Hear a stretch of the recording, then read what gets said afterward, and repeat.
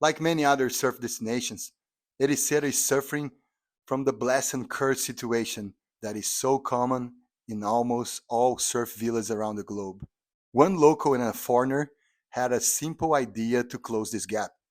So 2 years ago, I arrived in Ericeira, and I was traveling with my van, and somehow Ericeira made me just stay. Since I'm living here, I always felt like a bigger distance between the local community and the international community. Like all the digital experts come in here and creating their own community. I always felt a distance, and I always thought about what can we do, what can I do to reduce the distance.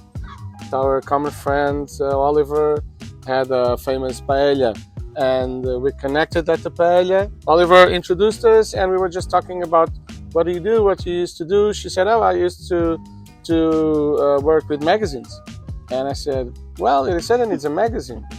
And she said, "Do you want to do a magazine?" "Yeah, sure, let's go." And then we planned it, and we talked a lot that evening. And then we created the idea. We started planning this because I really feel I'm a Portuguese, but I'm not from Ericeira, so I'm also a foreigner. Okay, I moved here 10 years ago, which makes a difference at some points, and in some things it makes a difference. So and I also felt that of course I have a lot of foreigner friends, and I also felt like we need to understand each other. I do think that so we can do things as they should be. We have to really understand each other, and to understand each other, we have to connect. We have to get in touch with each other and show people the ways they do things. Surfing can be a seed, can connect people, but also can be a bridge. And a big bridge that can close this gap is food. Well, this magazine is full of bridges actually, so it's about surf and culture, and I think Ericeira is way more than just surf. It's famous for its waves, it's famous for the reserve, but I think it's such a good culture. It's full of nice traditions. For the internationals, it's important to learn about this place here, the place where they're living in, and to get to know the locals better, or to understand them better. Come on, Reserve started with food, with a paella. So I think that's the answer. You know, food is an answer for a lot of things here in Portugal. But for us in Portugal, even like CEOs of big companies, they sit at a table to decide things. It's you can have a meeting for 3 hours and then you don't decide anything, and then at the table you decide everything.